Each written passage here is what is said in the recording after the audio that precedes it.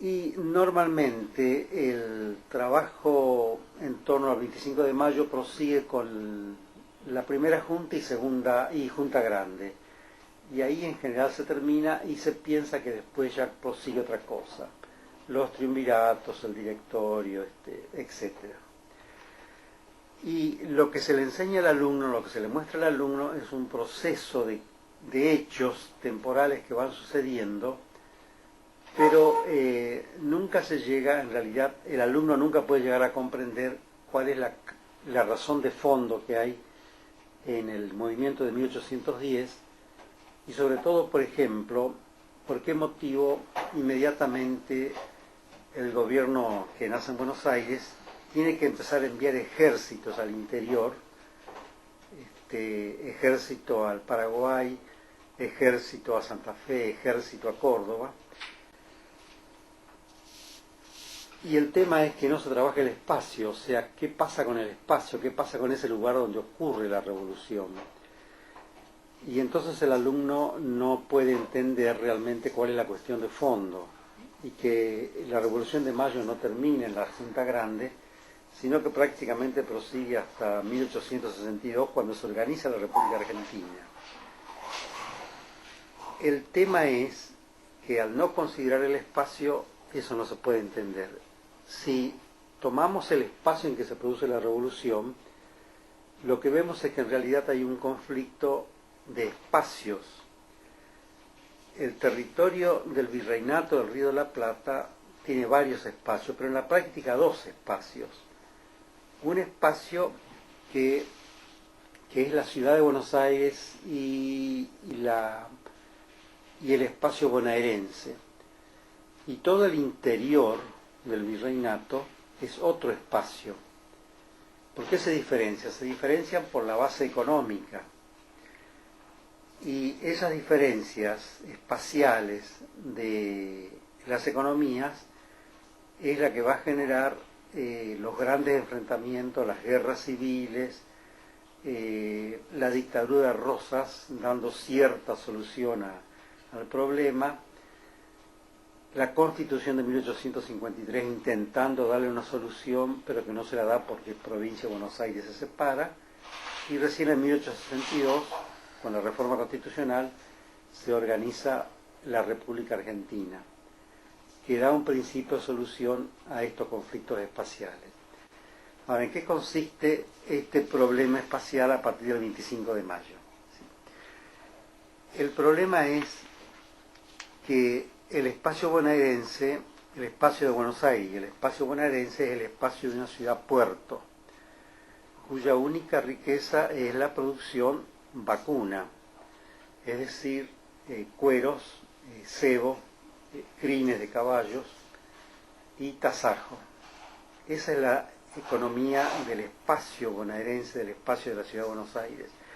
Todo el interior del virreinato del Río de la Plata, o sea, lo que se enfrenta a la ciudad-puerto, se basa en una economía de manufacturas y de artesanías, fundamentalmente textiles, producción de algodón, producción de lana de ovejas, frutas secas, aguardiente, vinos. Y toda esa producción es una producción artesanal que tiene como mercado la ciudad de Buenos Aires y el litoral.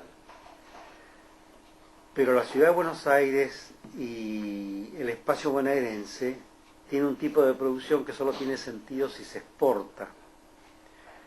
Y entonces ahí se entronca la revolución industrial, que sobre todo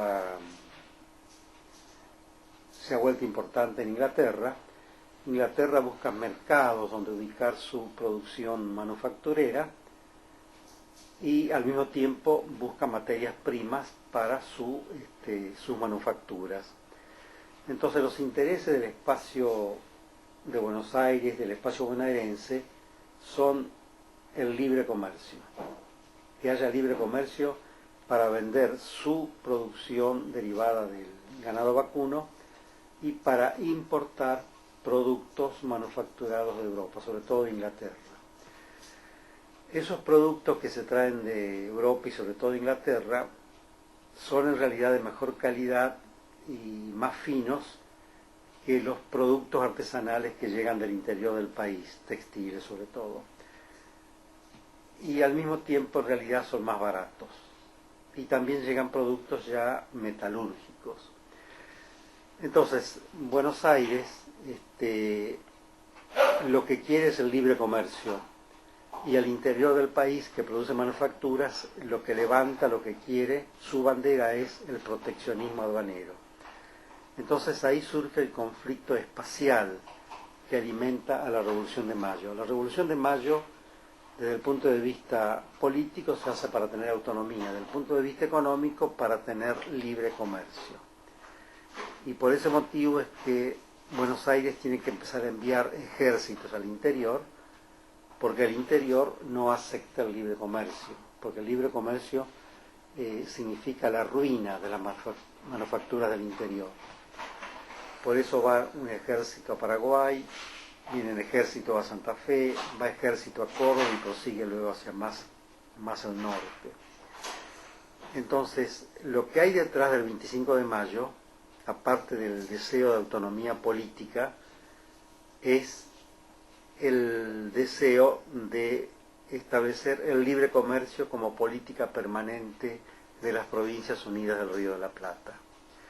Y ese enfrentamiento espacial entre el libre comercio y el proteccionismo que pretende el interior se mantiene a través del tiempo. Ese enfrentamiento espacial se va a traducir en el surgimiento del Partido Unitario, que defiende el centralismo y el libre comercio, y el federalismo, que defiende el proteccionismo y los intereses del interior, intereses manufactureros y artesanales. Y ese enfrentamiento se va a traducir entonces en las guerras civiles entre Buenos Aires y el interior. Es decir, el 25 de mayo es un levantamiento político, pero con una base económica patente, y esa base económica es un conflicto entre espacios. El espacio de Buenos Aires, del puerto de Río de la Plata, y el espacio manufacturero del interior.